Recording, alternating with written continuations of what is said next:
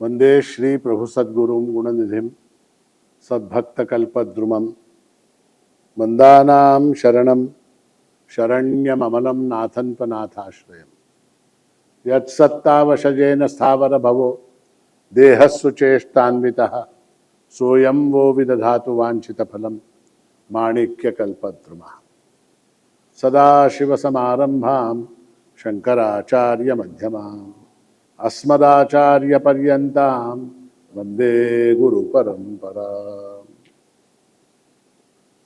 इन शब्दों में प्रभु महाराज के चरणों में अनंत कोटि प्रणाम अर्पित करते हुए आज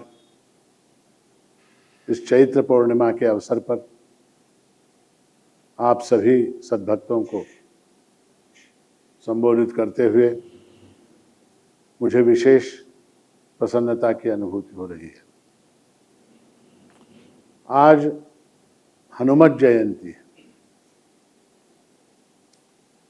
और हनुमान जी जो हैं उनका चरित्र जितना भी गाया जाए, जितनी भी उनकी कथा सुनी जाए, वो कम ही है। हनुमान जी के चरित्र में एक प्रसंग आता है कि एक बार हनुमान जी की और नारद जी की भेंट हुई।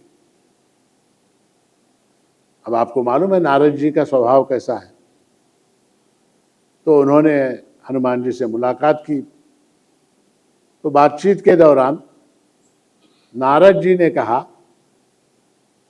कि हे हनुमान, तुम अत्यंत श्रेष्ठ भक्त हो, भगवान श्री राम के अत्यंत प्रिय हो, अत्यंत बलवान हो, अत्यंत बुद्धिमान हो, सारे सद्गुण तुम्हारे अंदर हैं, किंतु तुम्हारे इन सारे सद्गुणों के ऊपर तुम्हारा एक पाप है जो तुम्हारे इन सारे सद्गुणों की जो महिमा है उनका अभिभव कर देता है।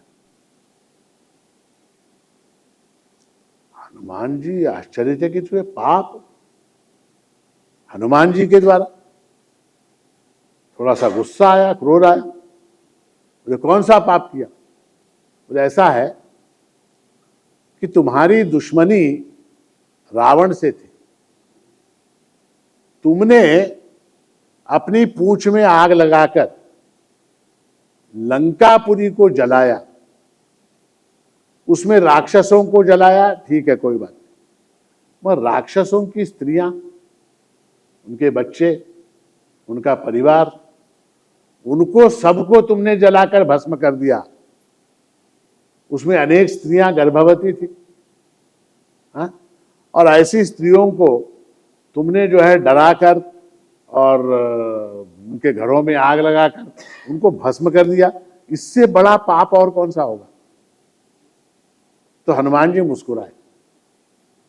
क्यों मुस्कुराए? क्योंकि वो बुद्धिमताम वरिष्ठम, मनोजवम मारुततुल्य वेगम जितेंद्रियम बुद्धिमताम वरिष्ठम। तो उन्होंने उसका जो उत्तर दिया है बड़ा मार्मिक दिया है। उन्होंने कहा कि लंका में जब मैंने आग लगाई तो मैंने कोई पाप नहीं किया, पुण्य ही किया। बोले कौन सा पुण्य किया? तो बोले ऐसा है कि मरे हुए मुर्दों को जलाना ये पुण्य का काम है। बोले मरे हुए मुर्दे? वो तो सारे राक्षस जीवित थे। बोले ऐसा है जिसके मुख में राम नहीं है वो मरा हुआ है। जिसके मुख में राम नहीं है वो क्या हो जाता है? राम का उल्टा क्या? मरा। जिसके मुख में राम नहीं है वो मरा हुआ हो जाता है। और मरे हुओं को मैंने जला दिया, पुण्य हुआ या पाप हुआ? तो ऐसा है कि ये पुण्य और पाप की जो कल्पना है वो हमारे यहां वेदों के काल से चली आ रही है। अब ऐसा हो गया, आजकल ऐसा हो गया, क्या पुण्य क्या पाप, ये सब बेकार की बात है। यावत जीवेत सुखम जीवेत, ऋणम कृत्वा घृतम पिबेत, भस्मीभूतस्य देहस्य पुनरागमनम कुतः। ये चार्वाक मत जो है, ये हमारे आपके सबके जीवन में अत्यंत मतलब हर जगह उसका प्रवेश हो गया है। और पुण्य और पाप की जो कल्पना है, ये दकियानुसी कल्पना है, पुराने ख्याल है। लोग आजकल जो वोक है ना, वोक समझते हैं, वोक लोग, वो वोक क्या बोलते हैं कि क्या ये सब हम्बग बोलते हैं, हम्बग, बेकार की बात। एक और शब्द का इस्तेमाल करते हैं, बुलशिट। बुलशिट यानी क्या? गोबर। तो कुछ पुण्य नहीं है, कुछ पाप नहीं है, अपना फायदा जिसके अंदर है वो करना चाहिए। ऐसा एक हमारा सबका पाश्चात्य संस्कृति के प्रभाव से हमारे जीवन में ये बात आ गई है। किंतु एक बात ध्यान देने की है कि जगत में जितने भी धर्म हैं, जितने भी संप्रदाय हैं, उन सभी धर्मों में, सभी संप्रदायों में पुण्य और पाप की कल्पना है, पुण्य और पाप की कल्पना है। और वेदों में इस कल्पना को एक तार्किक स्वरूप में प्रस्तुत किया गया। पुण्य और पाप, वास्तव में पुण्य क्या है, पाप क्या है, और पुण्य और पाप होते हैं, इसका प्रमाण क्या है। ऐसा है कि पुण्य और पाप का जो सिद्धांत है, उसको माने बिना, उसको समझे बिना जीवन के सुख दुखों का जो रहस्य है वो हमारी समझ में नहीं आ सकता। कुछ लोग सुखी हैं, कुछ लोग दुखी हैं, कुछ लोग धनवान हैं, कुछ लोग दरिद्र हैं, कुछ लोग अत्यंत रूपवान हैं, कुछ लोग कुरूप हैं, कुछ लोगों के पास विद्या है, कुछ लोग अनपढ़ हैं। तो ये जो समाज के अंदर विषमता जो हमको दिखाई देती है, उसके कारणों को जब हम खोजते हैं तब उसका एक ही कारण हमको समझ में आता है। वो क्या है कि जिन्होंने अपने इस जन्म में और पिछले अनेक जन्मों में पुण्य किए हैं, उनको सुख की प्राप्ति होती है, और जिन लोगों ने पाप कर्म किए हैं उनको दुख की प्राप्ति होती है। तो पाप और पुण्य को समझे बिना हम हमारे जीवन में सुख और दुख क्यों आते हैं, इसको जान नहीं सकते, और ये जानना अत्यंत आवश्यक है। इसलिए श्रुति ने कहा कि पुण्येन पुण्यम लोकम नयति, पापेन पापम उभाभ्यामेव मनुष्य लोकम। पुण्य से पुण्य लोक की प्राप्ति होती है, पाप से पाप योनियों की प्राप्ति होती है, और उभाभ्यामेव मनुष्य लोकम। पुण्य और पाप जब बराबर हो जाते हैं, उस समय व्यक्ति को मनुष्य देह की प्राप्ति होती है। ऐसा श्रुति का, वेद का सिद्धांत है। और हमारे जो पुण्य और पाप हैं, इनका जो हिसाब है वो बराबर रखा जाता है। अभी आप देखेंगे कि बैंक है, आपके गवर्नमेंट के इंस्टीट्यूशंस हैं, कंपनीज हैं, वहाँ बड़े बड़े कंप्यूटर लगे हुए हैं, और उन कंप्यूटरों से भी कभी कभी गलती हो जाती है। अब इलेक्शन का ईवीएम है, इलेक्ट्रॉनिक वोटिंग मशीन है, उसमें भी गिनती होती, कभी कभी गिनती में गलती हो जाती, फिर मामला कोर्ट तक जाता, फिर ऐसा हुआ, वो हुआ, ये हुआ, फलाना हुआ, ढिमकाना हुआ, चलता रहता। किंतु पुण्य और पाप का जो हिसाब है, उसमें आज तक एक पैसे की भी गलती कभी नहीं हुई। वो वाला जो कंप्यूटर है, उस कंप्यूटर में कहीं किसी एरर की, किसी त्रुटि की कोई गुंजाइश नहीं है।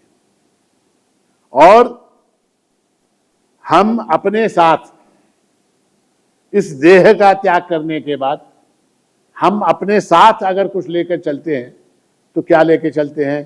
केवल पुण्य पाप का हिसाब, बाकी कुछ नहीं। बाकी कुछ हम साथ में लेके जा सकते हैं क्या? नहीं लेके जा सकते। शास्त्र में कहा गया, नापत्यानि न वित्तानि न सौधानि भवन्त्यहो मृत्युना नीयमानस्य पुण्य पापे परम पुरः।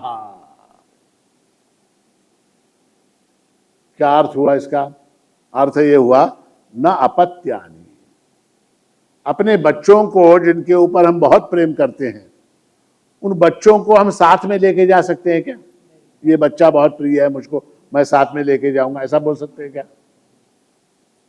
नहीं, आप बहुत भी बोलेंगे। वो आने को तैयार है क्या? वो आने को तैयार है क्या? नहीं आता। नापत्यानि न वित्तानि, अपने धन को साथ में लेके जा सकते हैं? वो भी नहीं लेके जा सकते। एटीएम कार्ड वो भी नहीं लेके जा सकते, डेबिट कार्ड नहीं लेके जा सकते, क्रेडिट कार्ड नहीं लेके जा सकते।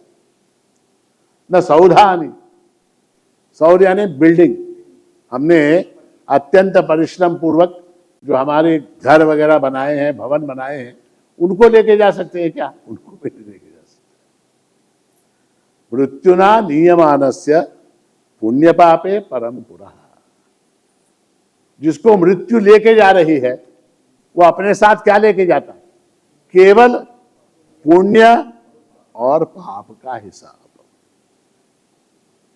और उसमें एक बहुत विशेष बात यह है कि जब तक पुण्य और पाप दोनों निश्शेष नहीं हो जाते तब तक मुक्ति संभव नहीं। आप सोचेंगे कि पुण्य अधिक हो गए, पाप कम हो गए तो मुक्ति होगी क्या? नहीं हो सकती। पाप अधिक हो गए, पुण्य कम हो गए तो मुक्ति हो सकती है क्या? नहीं हो सकती। पुण्य और पाप जो है वो दोनों निश्शेष रूप से जब समाप्त हो जाते हैं तभी मुक्ति संभव है। जिन लोगों को व्यापार का अनुभव है उनको ये उदाहरण समझ में आ जाएगा। मान लीजिए एक कंपनी है, उस कंपनी को आप समाप्त करना चाहते हैं, उस कंपनी को आप समाप्त करना चाहते हैं। उस कंपनी के ऊपर एक 10 लाख रुपए का कर्जा है और उस कंपनी को एक 15 लाख रुपए किसी से आने हैं, किसी पार्टी से 15 लाख रुपए आने हैं और 10 लाख रुपए देने हैं। वो कंपनी समाप्त हो सकती है क्या? क्यों नहीं हो सकती? क्योंकि लायबिलिटी है, एसेट्स। लायबिलिटी को भी जीरो करना पड़ेगा, एसेट को भी जीरो करना पड़ेगा, तभी वो कंपनी समाप्त होती है। मान लीजिए लायबिलिटी है, एसेट जीरो हो गया, लायबिलिटी है, कंपनी समाप्त होगी या नहीं होगी? अच्छा, लायबिलिटी जीरो हो गई, एसेट है, तो कंपनी समाप्त होगी या नहीं होगी? वो रजिस्ट्रार ऑफ कंपनीज जो है उसके पास जाके जब आपको अपनी कंपनी का डिसोल्यूशन करना पड़ता है, कंपनी को समाप्त करना है, तो उस समय आपको क्या करना पड़ता है? बैलेंस शीट को जीरो बनाकर पेश करना पड़ता है। उसी तरह से हमारे जो पुण्य और पाप हैं, उन पुण्य पापों को जब तक हम निश्शेष नहीं कर देते, पुण्य को भी और पाप को भी जब तक हम निश्शेष नहीं कर देते तब तक मुक्ति संभव नहीं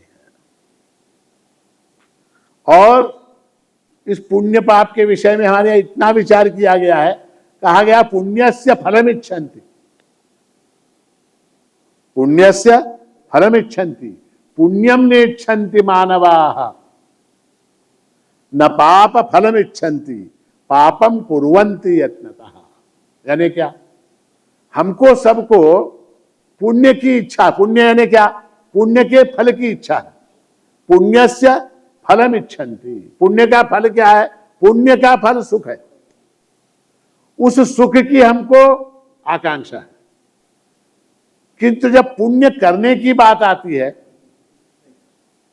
पुण्यम नेच्छन्ति मानवा, पुण्य नहीं करते। न पाप फलम इच्छन्ति, पाप का फल दुख है, उस दुख की इच्छा है क्या, हमको थोड़ा सा दुख मिल जाए, दुख की इच्छा नहीं है। न पाप फलम इच्छन्ति पापम कुर्वन्ति यत्नतः, और यत्नतः जो है प्रयत्न पूर्वक जो है हम पाप करते रहते हैं। ये पुण्य और पाप का मामला जो है ना, ये बहुत गड़बड़ है। एक बार क्या हुआ, दो लड़के थे, दोनों को उनके बाप ने हॉस्टल में रखा था, और दोनों के बाप बहुत स्ट्रिक्ट थे, बहुत स्ट्रिक्ट। हॉस्टल में रखा, परीक्षा के दिन एक दिन दोनों बैठे मित्र, बैठ के सोचने लगे क्या करें हम। बोले चलो पिक्चर चलते, कल परीक्षा, आज दोनों पिक्चर जाने की बात कर रहे हैं, तो ठीक है चलो तैयार हो। फिर एक ने कहा अगर पिताजी को मालूम पड़ गया कि हम लोग पिक्चर गए तो वो हमको डांटेंगे, मारेंगे, तो क्या करें। दूसरा था, उसने कहा अगर मेरे पिताजी ने कुछ गड़बड़ की तो मैं उनको उल्टा मारूंगा आज। दूसरे ने कहा अरे पाप है, वो बाप है, बाप को मारना पाप है, अब क्या करें। थोड़ी देर सोचा दोनों, बुद्धिमान थे दोनों। उन्होंने कहा एक काम करते, ऐसा करते, मैं तेरे बाप को मारता हूं, तू मेरे बाप को मार। समझ में आई बात। मैं, क्योंकि बाप को मारना पाप है, ठीक है, बाप को मैं नहीं मार सकता, तू क्या कर, तू मेरे बाप को मार, मैं तेरे बाप को मारता हूं, उससे क्या होगा, पाप नहीं होगा, उससे पाप नहीं होगा। ऐसी हमारी बुद्धि हो गई है। पाप और पुण्य, पाप से बचने के रास्ते हम खोजते हैं और उन रास्तों में पुनः पाप ही करते हैं। अष्टादश पुराणेषु व्यासस्य वचनद्वयम्। अब जो है पाप क्या है और पुण्य क्या है, इसका निर्णय कैसे हो, किस कर्म को हम पाप कर्म कहें और किस कर्म को पुण्य कर्म कहें, इसका नियम क्या है। तो इसका नियम ऐसा है, अष्टादश पुराणेषु व्यासस्य वचनद्वयम् परोपकार पुण्याय पापाय परपीडनम। 18 पुराणों में, पुराणों का यदि अध्ययन किया जाए तो उसमें व्यासस्य वचनद्वयम्, व्यास के 2 वाक्य महत्वपूर्ण है। 18 पुराणों में, सारे 18 पुराण, उनका अध्ययन अगर किया जाए तो उसमें 2 वाक्य बहुत ही महत्वपूर्ण है। कौन से? एक क्या, परोपकार पुण्याय। पुण्य यानी क्या, परोपकार का नाम पुण्य है। और पापाय परपीडनम, किसी अन्य को पीड़ा पहुंचाना, किसी भी रूप में पीड़ा पहुंचाना यानी क्या, मन से, वचन से और कर्म से, इन तीनों तरीकों से किसी को भी पीड़ा पहुंचाना जो है ये पाप है। तो ये जो हुआ, ये अत्यंत संक्षिप्त ऐसी पाप और पुण्य की डेफिनेशन, उसके लक्षण बताए, परिभाषा बताए। किंतु हमारे शास्त्रों में इस विषय पर अत्यंत विस्तार पूर्वक चर्चा की है, पाप क्या है और पुण्य क्या है। और इस पाप से कैसे मुक्त हुआ जाए और इस पुण्य से कैसे मुक्त हुआ जाए, इसकी चर्चा हमारे शास्त्रों में विस्तार पूर्वक की गई है। ऐसा कहा गया है कि 10 मुख्य पुण्य हैं और 10 मुख्य पाप हैं। वैसे तो हजारों पुण्य हैं, हजारों पाप हैं, किंतु मुख्यतः उनका वर्गीकरण जो किया गया है वो ऐसा किया गया है कि 10 जो हैं वो मुख्य पुण्य है और 10 जो हैं वो मुख्य पाप है। 10 पुण्य कौन से हैं? धृति, क्षमा, दमो, स्थेयम, शौचमिंद्रिय निग्रह, धीर, विद्या, सत्यम, क्रोधो, दशकम धर्म लक्षणम। दशकम धर्म लक्षणम, पुण्य शब्द का अर्थ धर्म है। धृति ही, धृति यानी क्या? धृति यानी धैर्य। धृति यानी धैर्य। किस बात का धैर्य? धैर्य किस बात का? एक आदमी है आप में से, उसने कहा ये प्रवचन खत्म होने के बाद महाराज जी का गला दबा दूंगा। उसके पास बहुत धैर्य है। उसके पास जो ये बोल रहा है, ये प्रवचन अगर जल्दी समाप्त नहीं हुआ तो इस महाराज का गला दबा दूंगा, ऐसा जो बोल रहा है, उसके पास धैर्य है क्या? नहीं, हिम्मत है, धैर्य है। धृति यानी क्या? धृति शब्द का अर्थ ऐसा है धैर्य। धैर्य कहां? धर्म के मार्ग पर चलने के लिए अत्यंत धैर्य की आवश्यकता होती है, बहुत हिम्मत लगती है।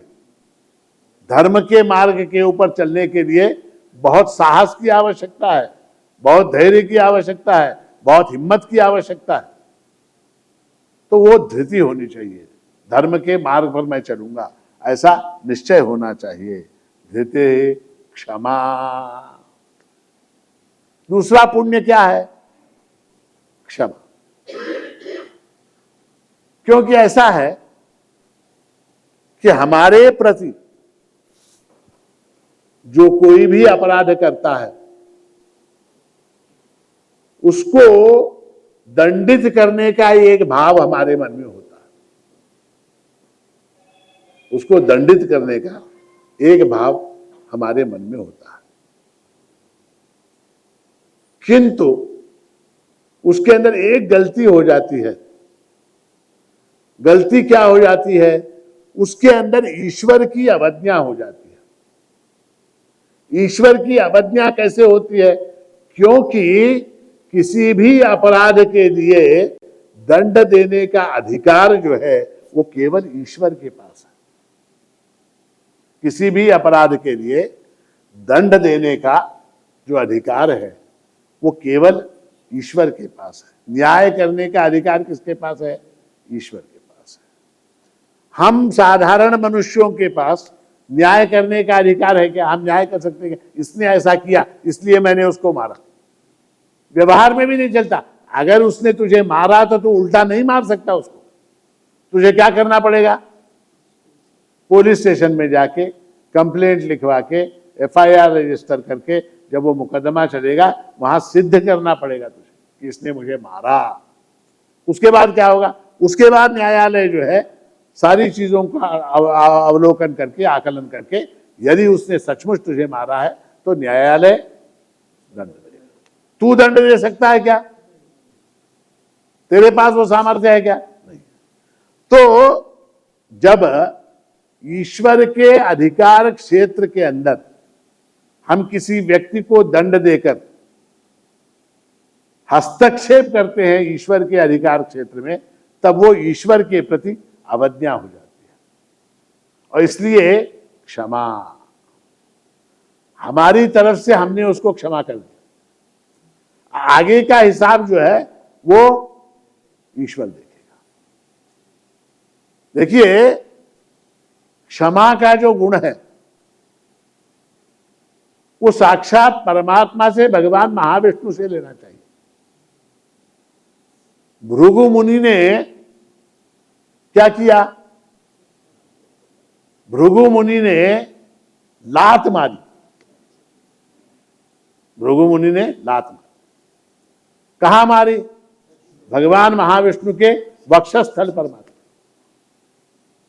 तो भगवान ने क्या किया? भगवान अगर चाहते तो क्या कर सकते थे?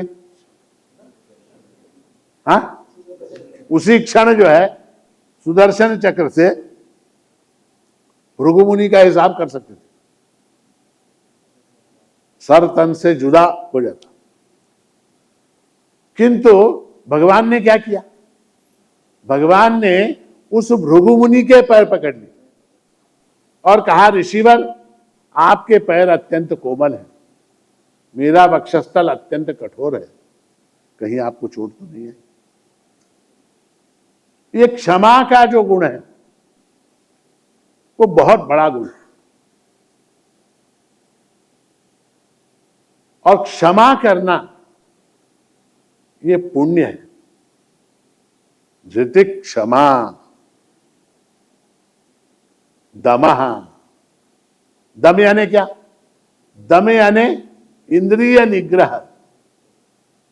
क्योंकि ऐसा है कि हमारी जो इंद्रियां हैं वो विषयों की ओर भागती रहती हैं और हमारी इंद्रियों के इच्छाओं को पूर्ण करते करते हमसे अनेक पाप हो जाते हैं। पाप क्यों होते हैं? इंद्रियों की इच्छाओं को पूर्ण करने की हमारी जो एक लालसा है, उस लालसा के कारण आदमी रिश्वत क्यों लेता है? आदमी रिश्वत क्यों लेता है? आदमी चोरी क्यों करता है? आदमी डाका क्यों डालता है? आदमी मर्डर क्यों करता है? अभी आपने देखा हमारे कर्नाटक में एक लड़के ने, बेचारी उस कॉलेज जाने वाली छात्रा, चाकू से उसको जो है सरेआम पब्लिक के अंदर मार दिया, हत्या कर दी, उसकी नृशंस हत्या कर दी। क्यों? इंद्रियों के लिए। इंद्रियों के लिए, इंद्रियों के सुख के लिए हम जो है कितना भी बड़ा पाप करने को तैयार हो जाते हैं। इसलिए दमः, दम यानी क्या? इंद्रियों को वश में रखना। सारी इंद्रियों को वश में रखने का नाम दम है। और उसमें क्या आ गया?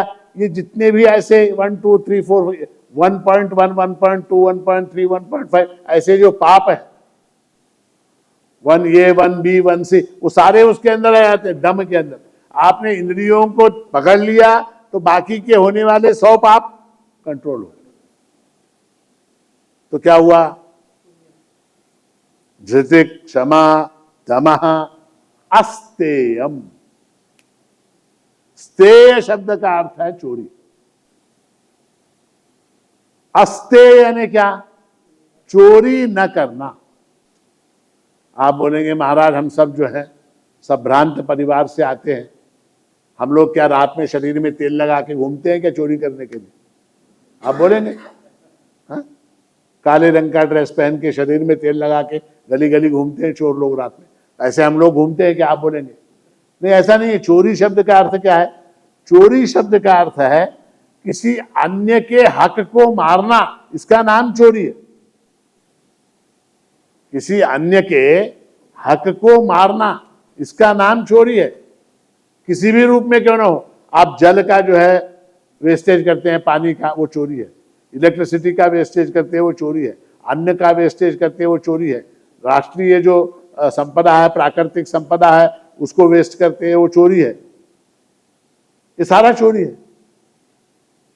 अस्तेयम, अस्तेयम यानी क्या? अस्तेयम शब्द का अर्थ है चोरी न करना, चोरी न करना। स्तेय शब्द का अर्थ है चोरी। तो प्रकृति से हम कितना लेते? ऑक्सीजन लिया, पानी लिया, हवा ली, धूप ली, और उसका उल्टा क्या दिया? एक झाड़ नहीं लगाया कहीं, एक पेड़ नहीं लगाया कहीं, वो क्या है? चोरी है।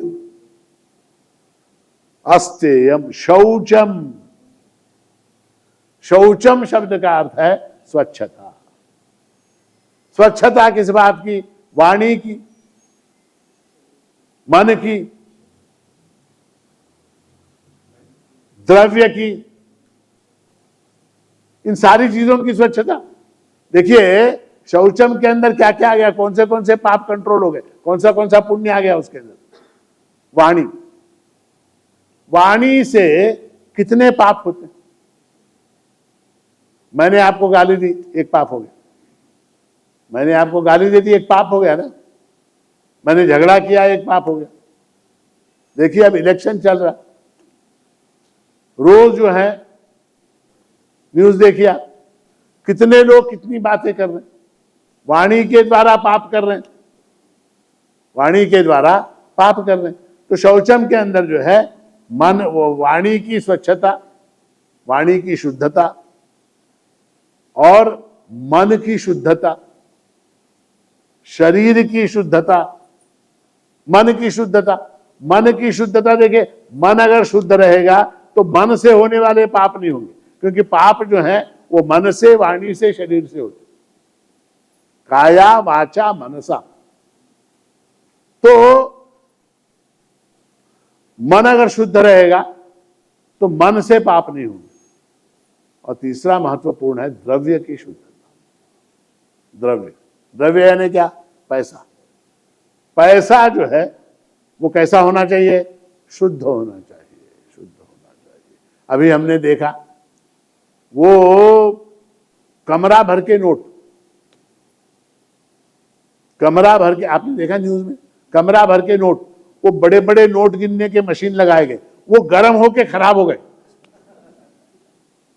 नोट गिनने के मशीन, कहते हैं 30 या 40 मशीन लगाए गए, और वो सारे के सारे गिर गिर गिर गिर घूम घूम के वो खराब हो गए, गर्म होके। इतने नोट पाए गए। अब वो पुण्य के मार्ग से आए क्या, वो पैसे पुण्य के मार्ग से आए क्या, नहीं, सारे पैसे पाप से आए। तो वो द्रव्य जो है उसकी शुद्धता, शौचम यानी क्या, धृतिक, क्षमा, दमो, स्तेयम, शौचम, इंद्रिय निग्रह, इंद्रियों का निग्रह, इंद्रियों को वश में करना। और उसके बाद क्या, धी यानी क्या, बुद्धि, बुद्धि का उपयोग करना। देखिए हम लोग जो हैं, हमारे पास परमात्मा ने 2 इंस्ट्रूमेंट्स बड़े अजीब दिए, एक को बोलते हैं मन, एक को बोलते हैं बुद्धि। ज्यादातर हम लोग क्या करते हैं, अपने मन की बात मानते हैं, बुद्धि की बात नहीं मानते, बुद्धि की बात नहीं। कुछ भी उदाहरण आप लीजिए, बाजार में गया, बाजार में आपने क्या देखा, एक मोबाइल की दुकान देखी, आजकल ज्यादा ट्रेंड उसी का है, तो मोबाइल की दुकान देखी। अब उसके अंदर जो है वो मोबाइल बनाने वाले जो लोग हैं वो बड़े चतुर हैं। हर साल, हर 6 महीने में एक नया मॉडल, उस नए मॉडल के अंदर एक एक 2 फीचर नए नए होते, 2 कैमरे, 3 कैमरे, फलाना कैमरा, डुअल कैमरा, वो फलाना, ऐसा कैमरा, वैसा कैमरा, पता नहीं क्या क्या उसके अंदर। वो हर 6 महीने में एक नया, फोल्डिंग वाला, ऐसे कर दो तो गोल हो जाता है, ऐसे फोन होता है ना आपका, ऐसे उसको करो तो गोल हो जाता है, बढ़िया बात, हाँ, या फोल्ड हो जाता है, या ऐसे करो तो खुल जाता है, ऐसे अलग अलग मॉडल्स। अब आईफोन 15 प्रो, एडवर्टाइजमेंट आपने देखा, आईफोन 15 प्रो कितने का, 2.5 लाख, 2.5 लाख। अब मन क्या है, मन बोलता है ले लो, मन क्या बोलता है, ले लो। घर बेचो, जायदाद बेचो, बीवी का सोना बेचो, कुछ भी बेचो, मगर वो आईफोन प्रो 15 कौन बोलता? धी बुद्धि। अब मन जब ये सब बोलता है तो हम क्या मन की बात मान लेते और फिर अनेक तरह के पाप करके, लपन डुप्पी करके, इस उंगली का थूक उस उंगली को, उस उंगली का थूक उस उंगली को, उसको झूठ बोल के, इसको झूठ बोल के, हाँ, माँ से झूठ बोल के, बाप से झूठ बोल के, बीवी से झूठ बोल के, नाना तरह के हथकंडे अपनाकर किसी तरह से 100 पुण्य पाप 100 पाप करके वो एक मोबाइल फोन लेके आते हैं। बुद्धि क्या बोलती है? बुद्धि बोलती है कि ये जो तेरा सैमसंग का फोन है वो ठीक चल रहा है, तेरे काम कितने हैं, फोन को गोल करके तू क्या करने वाला बता, क्या हो जाए? फोन ऐसे सीधा रहता, प्लास्टिक का है वो, सीधा रहता, ठीक है, ठीक है, उसमें तू बात करेगा, फोन के अंदर क्या करेगा, बात करेगा, व्हाट्सएप, वीडियो कॉल, यूट्यूब और आपका क्या फेसबुक और बैंक, इंस्टाग्राम, ऐप, गवर्नमेंट के कुछ ये फलाना ढिमकाना, ये इतना काम कर, उसको गोल करके क्या करने वाला था? मेरी समझ में नहीं आई बात। और उसके अंदर फिर उससे भी आगे के फोन है जिनके अंदर डायमंड लगे हुए हैं, जिनके अंदर वो जो उसके ऊपर रिंग है ना, वो फ्रेम वो सोने की है, ऐसे अनेक तरह के फोन है। तो मैं सोचता हूं कभी कभी कि भाई वो फोन को बात करते हो तो ऐसे ही पकड़े, उस वक्त गोल करने का कोई सवाल नहीं। सोचो आप, बात करते हो यहां पकड़ेगा, गोल करने का सवाल नहीं। यूट्यूब देख रहा है ऐसे पकड़ेगा, गोल करने का सवाल नहीं, ठीक है। ऐप यूज कर रहा है कोई तो ऐसे ही पकड़ेगा, गोल कब करेगा? जब उसके पास फालतू टाइम होगा, कुछ करने को नहीं है, फोन को लेके गोल करो फिर सीधा, फिर गोल करो फिर सीधा। क्यों गोल करें भाई? क्यों गोल करने के लिए अनेक चीजें, फोन क्यों गोल करें? हाँ, वही बोल रहा हूं मैं।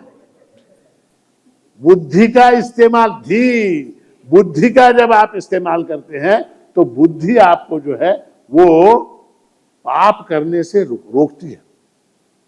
आत्मानम रथिनम विद्धि शरीरम रथमेव तु बुद्धिम तो सारथिम विद्धि मन प्रग्रहमेव च। श्रुति है। बुद्धि क्या है? सारथी है। वो सारथी को आपने हटा दिया, अब क्या? अब वो घोड़े जहां जाएंगे वहां जाएगा रथ आपका, ठीक है। तो वो गोल करने वाला मसला जो भूल जाओ, गोल करके करोगे क्या? बुद्धि का इस्तेमाल। तो इसलिए धी विद्या, विद्या पुण्य कर्म है। विद्या को प्राप्त करने से पुण्य की प्राप्ति कैसे? तो शास्त्रों का अध्ययन आप कैसे करेंगे विद्या के बिना? भगवत गीता कैसे पढ़ेंगे? रामायण कैसे पढ़ेंगे विद्या के बिना? तो विद्या सत्यम, सत्य, झूठ नहीं बोलना चाहिए। सत्यम ब्रूयात प्रियम ब्रूयात, न ब्रूयात सत्यम अप्रियम। सत्य बोलना चाहिए। अक्रोध, और क्या? अक्रोध, अक्रोध। 10वां लक्षण क्या है पुण्य का? अक्रोध। ये अक्रोध अगर आ गया तो फिर उससे क्या हो जाता है? अकाम हो जाता, अलोभ हो जाता। क्योंकि काम, क्रोध, लोभ, ये तीन क्या है? ये तीन जुड़वे भाई हैं। कामेश क्रोधेश रजोगुण समुद्भवा महाशनो महापापमा विद्येनम इह वैरिणम। वैरी है तुम्हारा। क्रोध करने से लाभ क्या? बताओ, क्रोध करने से लाभ क्या? कुछ भी लाभ नहीं है। क्रोध करने से कोई लाभ नहीं है। अच्छा, जिसके ऊपर आप क्रोध कर रहे हो वो सुधरेगा क्या तुम्हारे क्रोध से? जिसके ऊपर आपने क्रोध किया वो सुधरेगा क्या? नहीं, उल्टा बिगड़ेगा वो। अगर उसको क्रोध आ गया, वो दो चार हाथ भी रख सकता है। उसको अगर आ गया ना क्रोध, आपके क्रोध के कारण, तो दो चार उल्टे वो हाथ भी रख सकता है। अच्छा, उसको तो सुधार नहीं सकते। अपना बीपी हाई हुआ, अपना खून जला, अपनी मनस्थिति खराब हुई, अपना मूड खराब हुआ, फायदा किसका हुआ क्रोध करने से? ना अपना हुआ ना उसका हुआ, फायदा किसका हुआ? और क्रोध से पाप होते हैं। जितने भी पाप होते हैं, देखिए मर्डर करने वाला मुस्कुराते हुए करता है क्या मर्डर? आपने देखा किसी को? हाँ, हाय गुड मॉर्निंग खटक करते हैं क्या? हाँ, मर्डर जब करता है आदमी, दांत वांत सब खींच के जो है गुस्से में करता है। हाँ? तो पाप कर्म जो है ना, वो क्रोध में ही होते। अच्छे मूड में पाप होता है क्या? नहीं होता। अच्छा, दूसरा और एक इंपॉर्टेंट बात बताता हूं आपको, शायद कोई नहीं बताता। क्रोध में आदमी सबसे बदसूरत नजर आता है।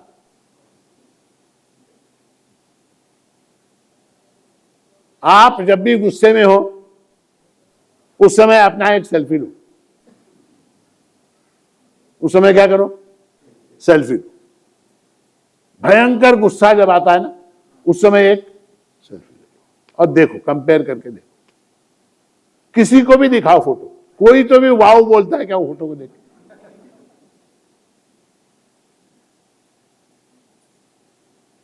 यहां तक कहा गया है कि मरे हुए आदमी का चेहरा और गुस्से वाले आदमी का चेहरा सेम टू सेम होता है। देखो आपको अगर ये देखना है कि मरने के बाद मैं कैसा दिखूंगा, लोग कल्पना करते हैं ना, मैं शादी में कैसा दिखूंगा, मैं डिग्री लूंगा तो वो हैट पहनूंगा तो कैसा दिखूंगा, मैं जो है क्रिकेट मैच खेलूंगा वो क्रिकेट का ड्रेस पहनूंगा कैसा दिखूंगा, मैं घोड़े पे बैठूंगा, ऐसा कल्पना होती है। तो एक के दिमाग में विचार, मेरे ही मन में आया, मैं मरूंगा तो कैसा दिखूंगा? कैसे करेंगे टेस्ट? जब गुस्सा आए उस समय एक सेल्फी ले लो, सेम। क्यों? क्योंकि गुस्से वाले आदमी के चेहरे की नसें जो होती है ना, अकड़ जाती है, टेंशन में आ जाता है सारा ये सारा कुछ, और मरे हुए आदमी की नसें भी अकड़ जाती है, सेम टू सेम। तो क्रोध जो है वो पाप है, अक्रोध क्या है? वो पुण्य है। तो अक्रोधो धीर विद्या सत्यम अक्रोधो दशकम धर्म लक्षणम। ये 10 चीजें जो है, कौन कौन से? धृति, क्षमा, दमः, अस्तेयम, शौचम, इंद्रिय निग्रह, धी, विद्या, सत्यम, अक्रोध, दशकम धर्म लक्षणम। ये 10 जो है पुण्य। और इन पुण्यों को हम करते हैं, और करने के बाद इसका वर्णन अगर हम स्वयं कहीं करें, मैंने ये पुण्य किए, तस्मात् आत्मकृतम पुण्यम वृथा न परिकीर्तयेत। इसका जो लाभ होने वाला है इस पुण्य का, वो खटाक से 0 हो जाता है। आपने अगर कहीं ये बोल दिया कि मैंने ये पुण्य किया, तो उस पुण्य का जो फल है वो क्या हो जाता है? 0 हो जाता है। वो पुराणों में एक कथा आती है, एक ऋषि थे, उन्होंने 100 अश्वमेध याग किए, 100 अश्वमेध याग किए, और 100 अश्वमेध याग का फल क्या है? तो इंद्र पद की प्राप्ति हो जाती। तो वो उनको इंद्र पद की प्राप्ति हो गए स्वर्ग में। जो था इंद्र, उससे बोले उतर उतर, अब मेरा है, मैं इंद्र बन गया। वो इंद्र बेचारा उतरा, ये जाके बैठा वहां। अब इंद्र ओरिजिनल था, उसने इसकी तारीफ शुरू कर दी। आप ऐसे हैं, आप ऐसे हैं, आपने 100 यज्ञ किए, आपने इतने पुण्य किए, आपने उतने पुण्य किए, आप फलाने हैं, आप ढिमकाने, आप इंद्र हैं, आप चंद्र हैं, आप सूर्य, सारी तारीफ शुरू कर दी। ये वहां पर बैठकर उस तारीफ का आनंद लेने लगा, उस प्रशंसा का आनंद लेने लगा। 10-15 मिनट बाद इंद्र बोला उतर। अब क्यों उतरूं? बोला तेरे पुण्य का जो फल था वो प्राप्त हो गया, खत्म हो गया।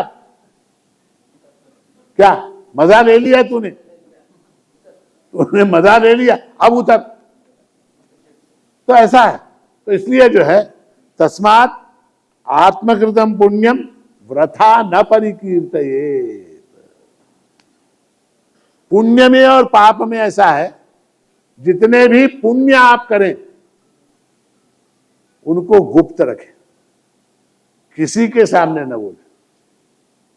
और जितने भी पाप आप करें वो डंका पीट के बोले कि मैंने ये पाप किया। उससे क्या हो जाता है? उससे क्या हो जाता है? डंका पीट के जब आप बोलते हैं मैंने, मेरे हाथ से ये पाप हो गया आज, तो उस समय क्या हो जाता है? उस पाप जो है, उस पाप का क्षालन हो जाता है।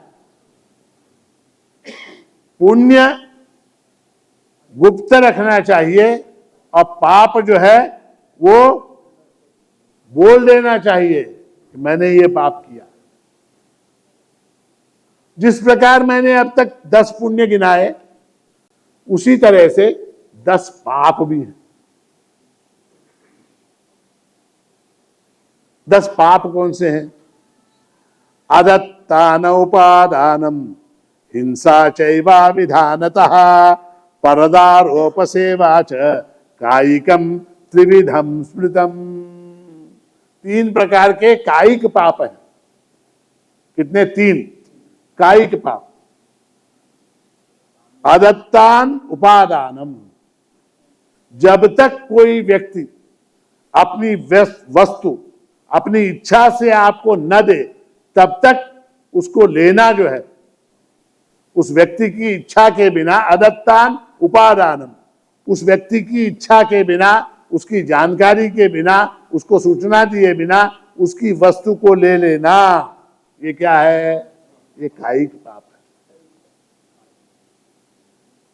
हिंसा चैवा विधानतः, अविधानतः हिंसा। हिंसा, हिंसा यानी काया से, वाणी से, मन से किसी को भी, किसी भी प्राणी को पीड़ा पहुंचाना, ये हिंसा है। परदारोपसेवा च, और किसी अन्य की स्त्री के प्रति गलत दृष्टि से देखना भी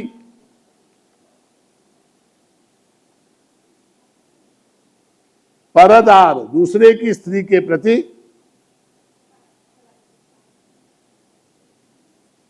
पाप भावना से देखना, ये 3 जो हैं ये कायिक पाप है। कायिक यानी शरीर से होने वाले पाप है। कितने हो गए पाप? कितने हो गए? 3। पारुष्यम अमृतम चैव वैशून्यम चापि सर्वशः असंबद्ध प्रलापम च वाङ्मयम स्यात् चतुर्विधम। 4 प्रकार के वाचिक पाप हैं। वाचिक पाप, वाणी से होने वाले पाप कितने हैं? तो 4 प्रकार के। कौन कौन से हैं? पारुष्यम। पारुष्य यानी क्या? पारुष्य यानी कठोर वचन बोलना। कठोर वचन बोलना पारुष्य। कठोर वचन बोलने से क्या हो जाता है? सामने वाले व्यक्ति का मन आहत हो जाता है। वो एक प्रकार की हिंसा है, वाचिक हिंसा है। तो पारुष्यम, ये वाचिक पाप पहला। अनृतम, अनृतम यानी क्या? असत्य बोलना, असत्य बोलना। पैशून्यम, बोलने में दुष्टता दिखाना। पैशून्य शब्द का अर्थ क्या है? दुष्टता, दुष्टता पूर्वक बोलना। असंबद्ध प्रलापंच, और फालतू की बकवास करना। असंबद्ध प्रलापन, असंबद्ध प्रलाप यानी क्या? जहां विषय न हो, जहां कोई संदर्भ न हो, जहां कोई प्रयोजन न हो, वहां फालतू में बात करना।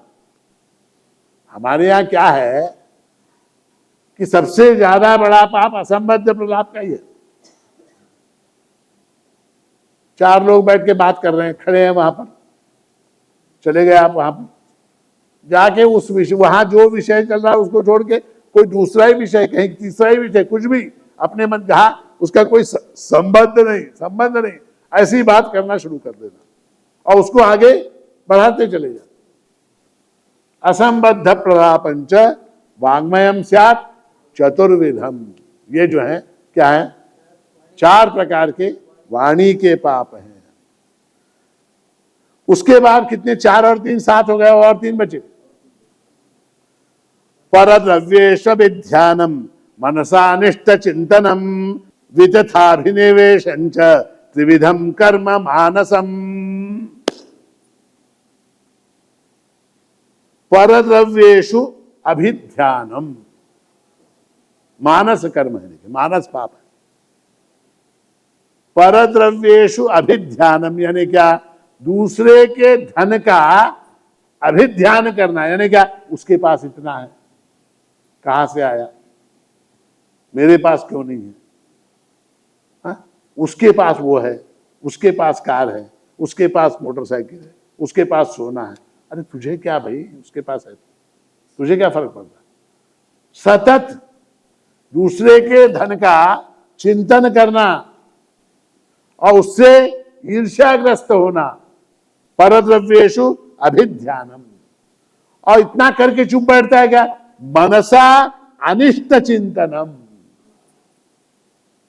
उसके पास कार है, उसके पास कार। अब देखो 15 दिन के अंदर एक्सीडेंट होकर चकनाचूर हो जाती गाड़ी से, मोटरसाइकिल पर से गिर के हाथ पैर अगर नहीं तोड़ लिया तो मेरा नाम बदल। उसके पास पैसा बहुत है, देखो तुम भगा, 15 दिन में इनकम टैक्स वाले आते हैं। ये क्या है? अनिष्ट चिंतन, दूसरे के विषय में बुरा सोचना। और वितथा अभिनिवेशंच, यानी अभिनिवेश, वितथा अभिनिवेश यानी क्या? यानी जो गुण, जो वस्तु, जो संपत्ति मेरे पास नहीं है वो मेरे पास है, ऐसा सोच के व्यवहार करना। जैसे मैं क्या हूं? मैं मैट्रिक पास, 10वीं में मार्क्स कितने आए? 3rd class. किंतु जब मैं बात करता हूं किसी से, उस समय ये मानकर चलता हूं कि मैं MA PhD हूं। वितथा अभिनिवेश, मेरे पास बैंक में कितने पैसे हैं? मेरे पास बैंक में कितने पैसे हैं? 1540 रुपए हैं। कितने हैं बैंक में? 1540। जब मैं तीसरे से बात करता हूं, इस तरह से बात करता हूं कि मेरे बैंक में 15 करोड़ है, इस भाव के साथ बात करता हूं। समझ में नहीं बात है? इसको दंभ कहते, दंभ, दंभ, इसको कहते दंभ। आजकल जो है ना वो ये निकला क्या, 1 ग्राम गोल्ड, 1 ग्राम गोल्ड। वो क्या है कि कंगन, पाटली, कोई भी चीज 1 ग्राम गोल्ड, और इतने मोटे मोटे कंगन, अलग अलग डिजाइन के, बढ़िया बढ़िया कंगन, बढ़िया बढ़िया नेकलेस, और वो सब क्या होता है? तांबे का पीतल का होता है। वो क्या होता है? तांबे का पीतल का होता है। उसके ऊपर सोने का पानी चढ़ाया जाता है 1 ग्राम के अंदर। उसको किसी तरह से कुछ पॉलिश वालिश कुछ करते हैं, वो प्रोसेस क्या है मेरे को नहीं मालूम, करते हैं कुछ, वो चमकने लग जाता है। कैसा चमकता है? जैसे सोने से ज्यादा, असली सोने से ज्यादा चमकता है। अब इसको ये महिलाएं पहन के क्या समझती हैं? मैंने सचमुच 20-25 तोले सोना पहना है, ऐसा मान के चलना वितथा अभिनिवेश, ये पाप है, ये पाप है। झूठ मूठ का अभिनिवेश करना। त्रिविधम कर्म मानसम, ये तीन जो है ये क्या है? मानस पाप है, मन से। तो इस प्रकार जो है ये 10 पुण्य है, 10 पाप है। अब हम ये देखते हैं हमारे जीवन में क्या है? हमारे जीवन में पाप ही ज्यादा है, नो डाउट। हमारे जीवन में क्या है? पाप ही ज्यादा है। अब क्या करें? तो क्या हो जाता है, जब हम पाप पुण्य की व्याख्या करने लग जाते हैं, तो जब हम ये पाते हैं कि हमारे जीवन में पाप बहुत हैं, तो एक प्रकार का न्यूनगंड जो है, एक प्रकार का इंफीरियरिटी कॉम्प्लेक्स, अरे क्या आया, हम तो पापी हैं, हम तो पापी हैं, इस तरह का एक भाव हमारे मन में आ जाता है, जो हमारी आध्यात्मिक उन्नति के लिए भी हानिकारक है, हमारी व्यावहारिक ऐहिक उन्नति के लिए भी हानिकारक है। तो ऐसे न्यूनगंड से ग्रसित हम जैसे लोगों के लिए भगवान ने एक बड़ी सुंदर बात कही है। भगवान कहते हैं, अपि चेत सुदुराचारो भजते माम अनन्य भाग साधुरेव समन्तव्यः सम्यक व्यवसितो हि सः। अपि चेत सुदुराचारः, ये व्यक्ति जो है सुदुराचारः, सुदुराचार यानी क्या? दुराचार में पीएचडी, दुराचार में पीएचडी इन दुराचार, ऐसा भी है। अपि चेत, ऐसा भी अगर है, किंतु भजते माम अनन्य भाग, इतना दुराचारी, इतना पापी होते हुए भी वो अगर अनन्य भाव से मेरा भजन करता है, तो मैं उसको सर्टिफिकेट क्या दूंगा? साधुरेव समन्तव्यः, मैं उसको सर्टिफिकेट क्या दूंगा? और तुमसे भी दिलवाऊंगा, क्या? साधुरे, वो साधु है। साधुरेव समन्तव्यः सम्यक व्यवसितो हि सः, व्यवस्थित, अत्यंत व्यवस्थित रीति से वो जो है अपने जीवन में सुस्थित है, उसकी बुद्धि जो है वो व्यवस्थित है, सम्यक व्यवस्थित हो ऐसा।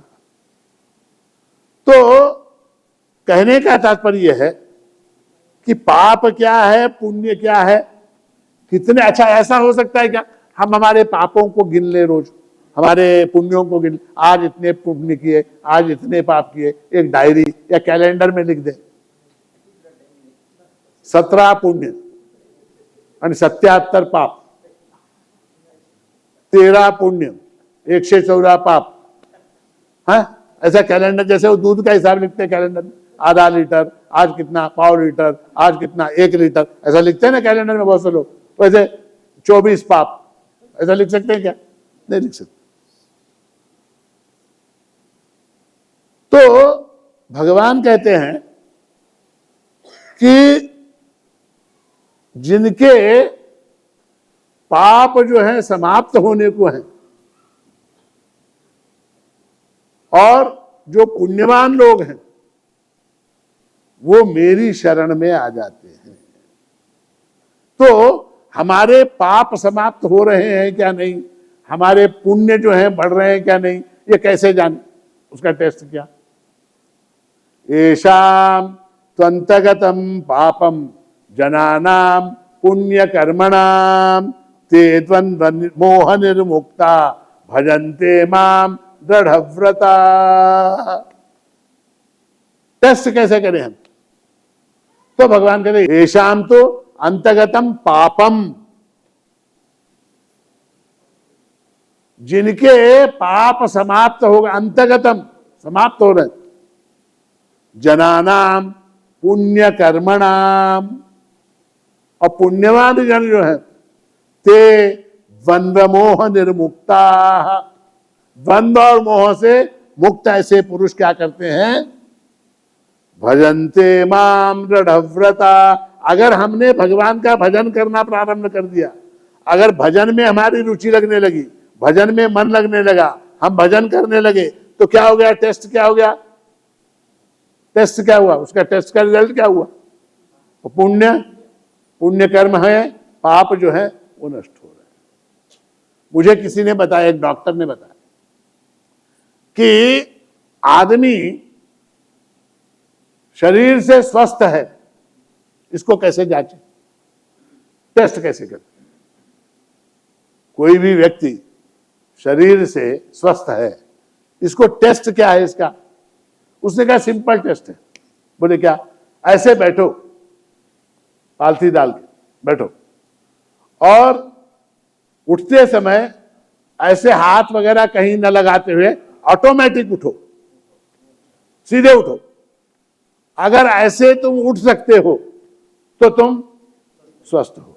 अगर उठते समय ऐसे करके सपोर्ट लेके उठे तो तुम्हारे बॉडी में प्रॉब्लम है क्या नहीं? करेक्ट है, तू उठता, उठ, ये करेक्ट, ये करेक्ट, ये करेक्ट, उठ गया, तुम उठते,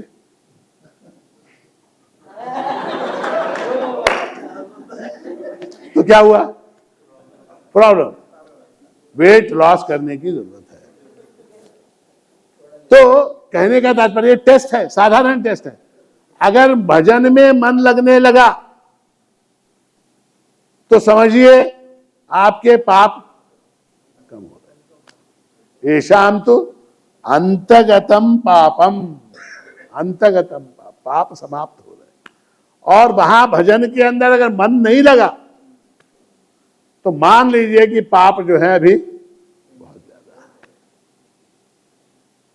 और भगवान ने बहुत बड़ी बात कही इस पाप के संदर्भ में कि अपि चेदसि पापेभ्यः सर्वेभ्यः पापकृत्तमः सर्वं ज्ञानप्लवेनैव व्रजिनं संतरिष्यसि। इस पुण्य पाप से मुक्त होने का सबसे आसान तरीका अगर कुछ है तो क्या है, ज्ञान है, ज्ञान है। तुम अगर जो है अपिचेदसि पापेभ्यः सर्वेभ्यः पापकृत्तमः, पापियों में भी पापी हो, मान लो तो पापियों में भी पापी हो, पापकृत्तमः सर्वं ज्ञानप्लवेनैव, ज्ञान की नौका के अंदर अगर बैठ गए, सर्वं ज्ञानप्लवेनैव व्रजिनं संतरिष्यसि, तुम्हारा उद्धार हो जाएगा। उसके लिए क्या, फिर ज्ञान, उसके लिए फिर ज्ञान की आवश्यकता है। अब वो ज्ञान कहां से प्राप्त हो, वो ज्ञान कहां से प्राप्त हो, तो वो गुरु की शरण में जाने से प्राप्त होता है। वो ज्ञान जो है गुरु की शरण में जाने से प्राप्त होता है। इसलिए भगवत गीता की जो बॉटम लाइन है, बॉटम लाइन समझते ना आप, बॉटम लाइन, अंतिम वाक्य, सर्वधर्मान परित्यज्य मामेकम शरणं व्रज अहं त्वा सर्व पापेभ्यो मोक्षयिष्यामि मा शुचः। अहं त्वा सर्व पापेभ्यो, सब प्रकार के पापों से मुक्त कर दूंगा। कायिक पाप है कोई बात, वाचिक पाप है कोई बात, मानसिक पाप है कोई बात नहीं, और पुण्य भी, न केवल पाप, तेरे पुण्य भी समाप्त कर दूंगा, तेरे पाप भी समाप्त कर दूंगा, है ना। कैसे, जैसे छोटा बच्चा 2 साल का, अब वो घर के बाहर आंगन में उधर इधर खेलता है, कितना गंदा हो जाता है, धूल है, मट्टी है, वो है, फलाना, सब तरह बारिश हो रही, मान लीजिए कीचड़ है, उसके अंदर भी खेल रहा हो, वो पूरा गंदा हो जाता, पूरा गंदा हो जाता। और पूरा गंदा होने के बाद वो क्या, सर्वधर्मान परित्यज्य मामेकम शरणम व्रज, वो अपनी माता की शरण में आ जाता है। उस समय वो माता क्या करती है, अहंत्वा सर्व पापेभ्यो मोक्षयिष्यामि मा शुचः, उसको नहला के धुला के उसको फिर राइट कर दी। समझ में आई बात? तो एक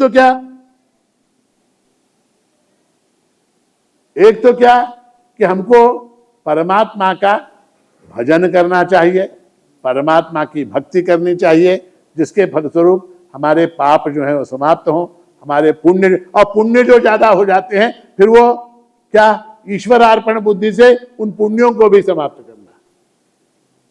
पुण्य अधिक हो गए ईश्वरार्पण कर दो, पाप अधिक हो गए भगवान का भजन करो, तो क्या हो गया, पुण्य भी चले गए पाप भी चले गए।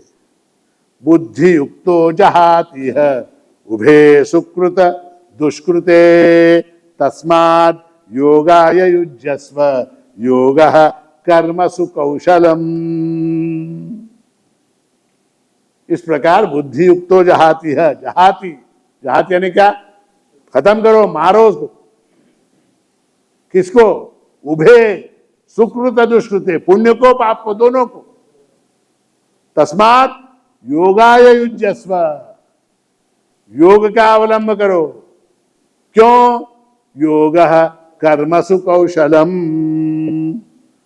कर्मों में योग ही कुशलता है। देखिए योगः कर्मसु कौशलम का अर्थ बड़ा विचित्र लगाते लोग, कहते हैं कि कर्मों में कुशलता योग है, कर्मों में कुशलता, कोई भी काम कुशलता पूर्वक करना उसका नाम योग है, ऐसा बोलते हैं। मैं चोरी करता हूं, बहुत अच्छी तरीके से करता हूं, योग हुआ क्या हो? रिश्वत लेता हूं, बहुत तरीके से लेता हूं, योग हुआ क्या? नहीं। तो योग कर्मसु कौशलम में कर्मों में कुशलता योग है, ये अर्थ नहीं है।